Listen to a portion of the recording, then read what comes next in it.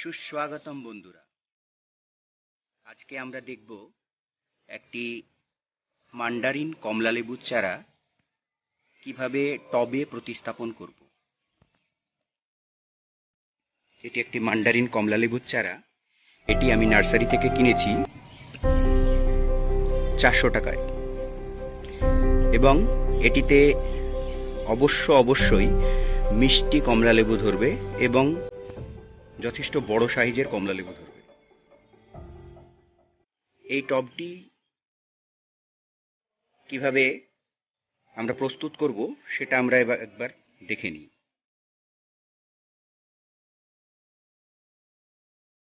আমি তার জন্য নিয়েছি মাটি আমি আগে থেকে প্রস্তুত করে নিয়েছি। এখানে মাটির মধ্যে দেওয়া আছে 20% সাদা বালি, 20% গোবরের সার এবং বাড়িতে জমিয়ে রাখা কিছু চায়ের পাতা, চা তৈরি হওয়ার পর যেটা পড়ে থাকে, কিছু ডিমের খোলা কুচি করে দিয়েছি, এবং আমার কাছে ছিল কিছু কাঠের গুঁড়ো, তাও পরীক্ষামূলকভাবে আমি দিয়েছি।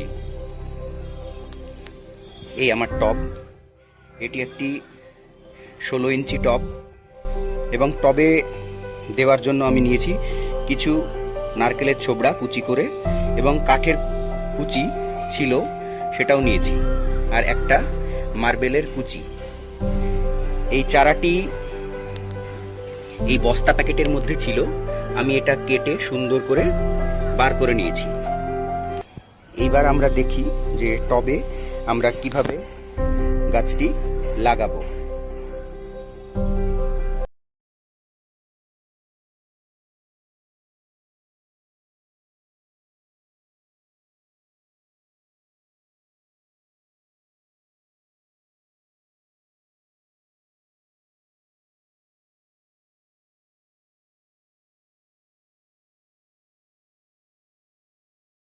অবশ্যই দিতে হবে। আপনি এইগুলো না দিলেও হবে, কিন্তু এটা দিতেই হবে। একটি টব প্রস্তুত করার জন্য এই নারকেলের ছোবড়া আপনি যদি দিয়ে দিন, তাহলে ভবিষ্যতে এগুলো পচে সারও হবে। আবার এইগুলি থাকার জন্য টবের ওজন কমবে, এবং এই যে ড্রেনেজ ব্যবস্থা এটা খুব ভালো হবে। মাটিতে চেপে গিয়ে এটা বন্ধ হয়ে যেতে পারে, কিন্তু এইটা থাকার জন্য কোনোদিনই তা বন্ধ হবে না। আমার কাছে নিম কাঠের কিছু ছিলকা আছে, যেটা আমি ব্যবহার করব। নিম কাঠের ছিলকা দিলে হয়তো পোকা লাগবে না, আমার এরকম ধারণা, তাই আমি পরীক্ষামূলকভাবে এটা দিচ্ছি। এটা না দিলেও হবে।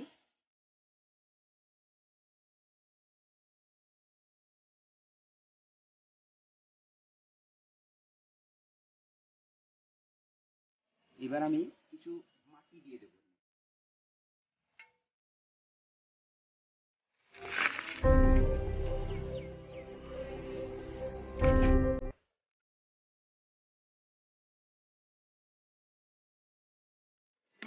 এবার আমি চারাটা বসাবো।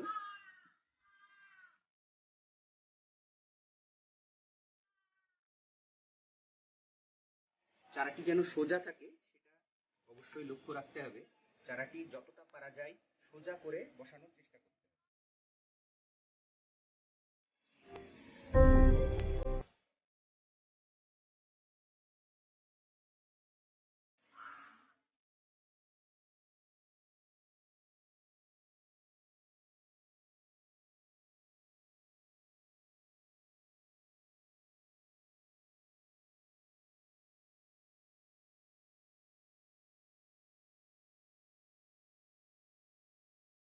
আমার মাটি প্রায় দেওয়া হয়ে গেছে।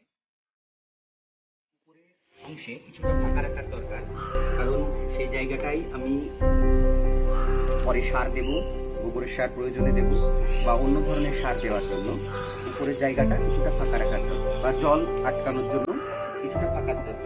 কোনো টবটি মাটি দিয়ে ভর্তি করে দিলে পরে অসুবিধা হতে পারে, তার জন্য আমি এই জায়গাটি ফাঁকা রাখবো।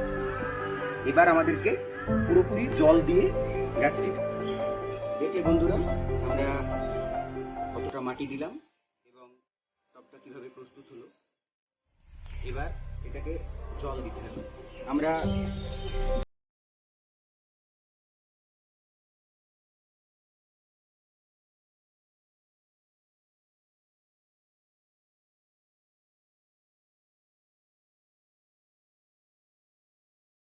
আস্তে আস্তে দিতে হবে, জানেন মাটি